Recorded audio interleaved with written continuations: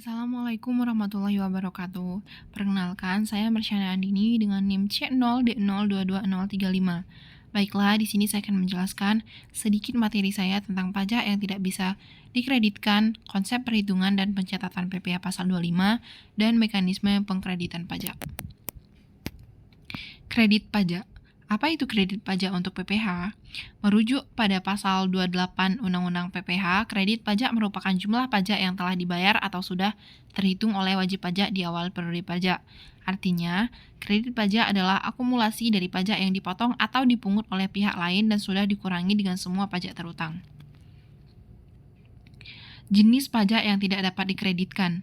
Pajak yang tidak dapat dikreditkan biasanya merujuk pada pajak konsumen seperti pajak penjualan dan pajak pertambahan nilai. Artinya, pajak ini tidak dapat diklaim kembali oleh pelaku usaha sebagai bagian dari biaya operasional mereka.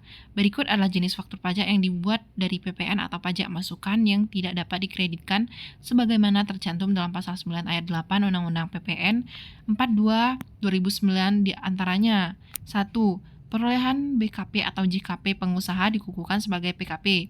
2. Perolehan BKP atau JKP yang tidak mempunyai hubungan langsung dengan kegiatan usaha. 3. Perolehan dan pemeliharaan kendaraan bermotor berupa sedan dan station wagon kecuali merupakan barang dagang atau disewakan. 4. Pemanfaatan BKP tidak berwujud atau pemanfaatan JKP dari luar daerah pabean sebelumnya pengusaha dikukuhkan sebagai PKP. 5. Perolehan BKP atau JKP yang faktur pajaknya tidak memenuhi ketentuan seperti mencantumkan keterangan tentang penyerahan BKP atau JKP atau tidak mencantumkan identitas seperti nama, alamat, dan NPWP pembelian BKP atau JKP. 6. Pemanfaatan BKP tidak berwujud atau pemanfaatan JKP dari luar daerah pabean yang faktur pajaknya tidak memenuhi ketentuan sebagaimana diatur DJP terkait penetapan dokumen tertentu yang kedudukannya dipersamakan dengan faktur pajak. 7. Perolehan BKP atau JKP yang pajak masukannya ditagih dengan penerbitan ketetapan pajak. 8. Perolehan BKP atau JKP yang pajak masukannya tidak dilaporkan dalam surat pemberitahuan masa PPN yang ditemukan pada waktu dilakukan pemeriksaan. Dan yang terakhir, ke-9, perolehan penghitungan dan pencatatan PPh pasal 25.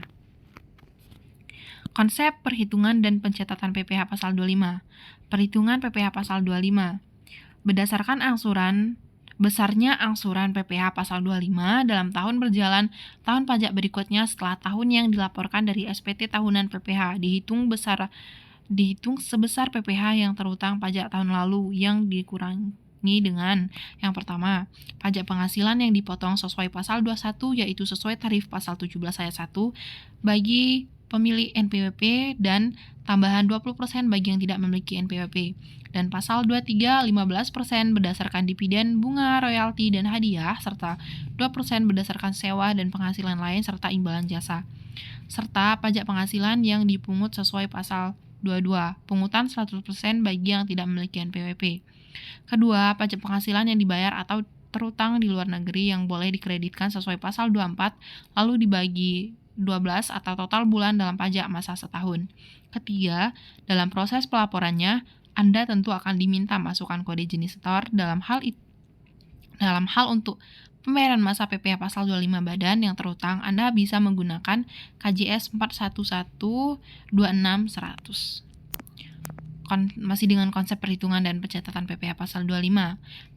Sesuai pasal 3 Peraturan Menteri Keuangan nomor 184 PMK 3 2007 yang kemudian berubah menjadi Peraturan Menteri Keuangan nomor 242 PMK 03 2010 tentang tata cara pembayaran dan penyetoran pajak. Dijelaskan jatuh tempo pembayaran paling lambat tanggal 15 bulan berikutnya setelah masa pajak terakhir. Apabila batas waktu penyetoran pajak pada hari libur, Sabtu Minggu, hari libur nasional, dan pemilihan umum, maka pembayaran dapat dilakukan pada hari berikutnya. Sebagai contoh, untuk bulan Februari 2014, angsuran PPh 25 wajib dibayar paling lambat 15 Maret 2014 sesuai Peraturan Direktur Jenderal Pajak Nomor per 22 Pajak 2008. Pada 21 Mei 2008, pembayaran wajib dilakukan dengan membawa surat setor pajak atau dokumen sejenisnya. Dalam melakukan setoran pajak, Anda diharuskan untuk terlebih dahulu membuat ID billing. Kemudian yang terakhir, mekanisme pengkreditan pajak. Aturan mengenai mekanisme pengkreditan pajak masukan secara khusus diatur di pasal 9 Undang-Undang PN sebagai berikut. Yang pertama, pajak masukan dalam suatu masa pajak dikreditkan dengan pajak keluaran dalam masa pajak yang sama. Kedua, pajak masukan yang dikreditkan harus menggunakan faktur pajak yang memenuhi persyaratan sebagaimana dimaksud dalam pasal 13 ayat 5 dan ayat 9 Undang-Undang PPN. Ketiga, apabila dalam satu masa pajak keluaran lebih besar daripada pajak masukan, selisihnya merupakan pajak pertambahan nilai yang harus disetor oleh pengusaha kena pajak. Keempat, sebaliknya, apabila dalam satu masa pajak masukan yang dapat dikreditkan lebih besar daripada pajak keluaran, selisihnya merupakan kelebihan pajak yang dikompensasikan ke masa pajak berikutnya. Atas kelebihan pajak masukan ini dapat diajukan permohonan pengembalian pada akhir tahun. Buku.